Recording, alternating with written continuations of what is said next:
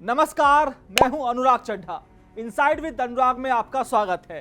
दोस्तों, भाजपा के सबका साथ सबका विकास वाले इस नारे में देश का सामान्य वर्ग यानी स्वर्ण कहीं आता भी ही है या नहीं? शायद नहीं।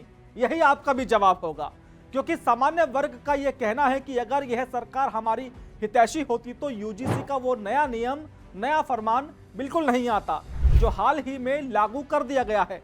सामान्य वर्ग का कहना है कि यूजीसी के इस नए कानून के आने के बाद बटेंगे तो कटेंगे का असली मतलब शायद अब यह है कि हम तुम्हें जातियों में बांटेंगे और फिर धीरे धीरे तुम्हारे अधिकारों को काटेंगे। और मजे की बात देखिए, ये काम कोई विदेशी ताकत नहीं कर रही है, ये काम उस सरकार की नाक के नीचे हो रहा है जिसे हिंदू हृदय सम्राट वाली सरकार कहा जाता है। जी हां, आज के इनसाइड ट्रैक में बात होगी उस नए यूजीसी लॉ की जो 15 जनवरी 2026 से आपके बच्चों के कॉलेज और यूनिवर्सिटी में लागू हो चुका है और जिसके लागू होने के बाद से ही जनरल कैटेगरी के छात्र सड़क से लेकर सोशल मीडिया और कैंपस के अंदर अपनी नाराजगी जता रहे हैं। एक्स पर यूजीसी रोल बैक जैसे हैशटैग ट्रेंड कर रहे हैं और नियमों के गलत इस्तेमाल की आशंका जताई जा रही है।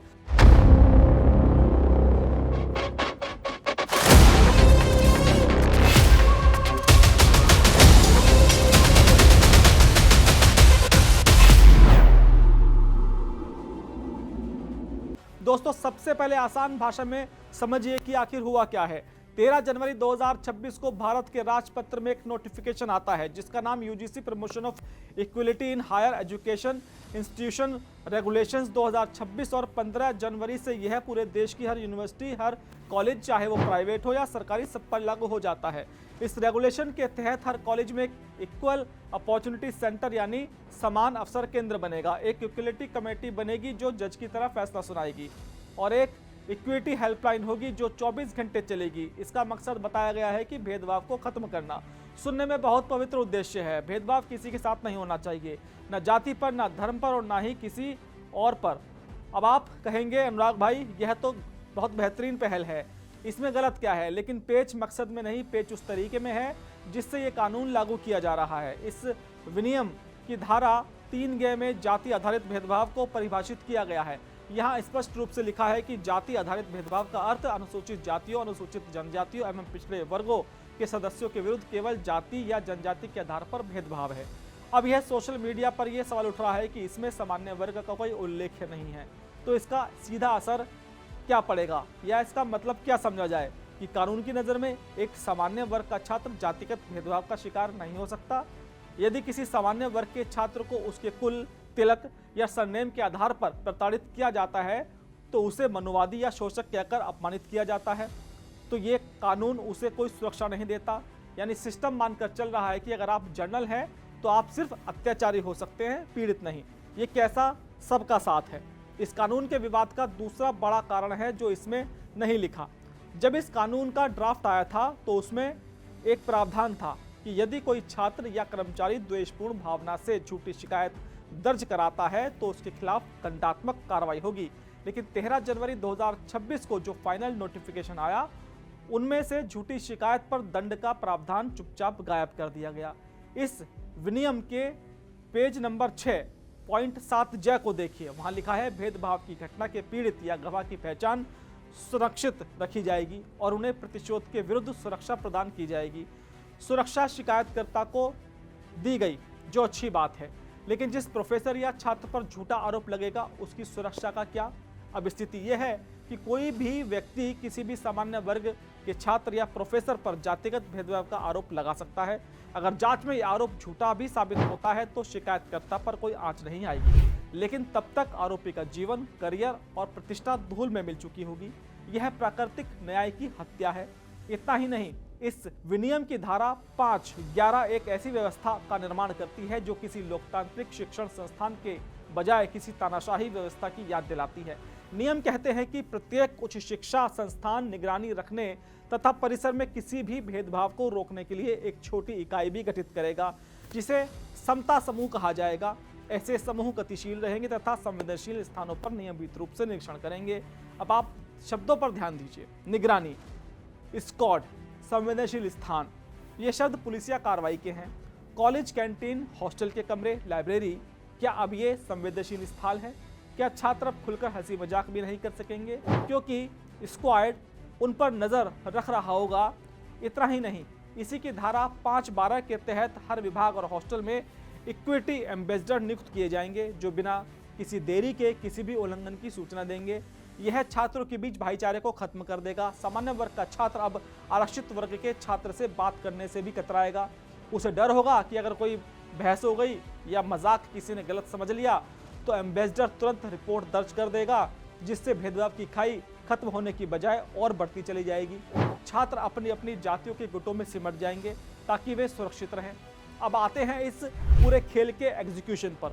इस रेगुलेशन के तहत हर कॉलेज में एक इक्विटी कमेटी यानी समता समिति बनेगी, जो जज की तरह फैसला सुनाएगी और यह समिति 24 घंटे के अंदर बैठक करेगी। भाई साहब, 24 घंटे! जिस देश में गुमशुदगी की रिपोर्ट 24 घंटे से पहले दर्ज नहीं की जाती, वहां आप किसी का भी करियर दांव पर लगाने वाली सुनवाई इतनी जल्दी कैसे कर देंगे? बिना निष्पक्ष जांच, बिना सबूत, बस आरोप लगते ही मशीनरी शुरू। इसे कॉलेज का अनुशासन कहते हैं, यहाँ कंगारू कोर्ट। अब आप जरा समझिए, इस समिति में बैठेगा कौन? रेगुलेशन के मुताबिक समिति में होंगे इंस्टीट्यूट का head, 3 professor, 1 staff member, 2 NGO के लोग और 2 छात्र। लेकिन असली पॉइंट नंबर 7 में है। समिति में अन्य पिछड़ा वर्ग, दिव्यांगजन, SC ST और महिलाओं का प्रतिनिधित्व होना चाहिए। अब आप गणित समझिए, जिस कमेटी को न्याय करना है उसका स्ट्रक्चर ही पहचान के आधार पर तय किया गया है। क्या सरकार यह कहना चाहती है कि एक जनरल कैटेगरी का प्रोफेसर या जज निष्पक्ष नहीं हो सकता? अगर कमेटी में बहुमत एक विशेष विचारधारा या वर्ग का हुआ और सामने आरोपी स्वर्ण हुआ तो क्या उसे निष्पक्ष न्याय मिलेगा? सरकार का तर्क है कि भेदभाव रोकने के लिए कड़े कानून बहुत जरूरी हैं, लेकिन जब कानून का दुरुपयोग हथियार बन जाए तो वो रक्षा नहीं, विनाश करता है। NCRB के आंकड़े सरकार के दावों की पोल खोलते हैं। 2022 तक के डेटा के मुताबिक SC ST एक्ट के मामलों में सजा की दर मात्र 32% है और लगभग 15% मामले पुलिस जांच में ही झूठे पाए गए। इसका मतलब है कि बहुतायत मामलों में आरोपी निर्दोष होते हैं। अगर आपको लगता है कि झूठे केस केवल आंकड़े हैं तो विष्णु तिवारी की कहानी याद कर लीजिए। उत्तर प्रदेश के ललितपुर के विष्णु तिवारी पर साल 2000 में SC ST एक्ट और रेप का झूठा आरोप लगाया गया। यह एक भूमि विवाद का बदला था। वे 20 साल तक जेल में सड़ते रहे। 2021 में इलाहाबाद हाईकोर्ट ने उन्हें निर्दोष पाया और कहा कि आरोप मनगढ़ंत थे। जब वे बाहर आए तो उनका पूरा परिवार खत्म हो चुका था। सरकार ने उस झूठी शिकायत करने वाले को क्या सजा दी? कुछ नहीं।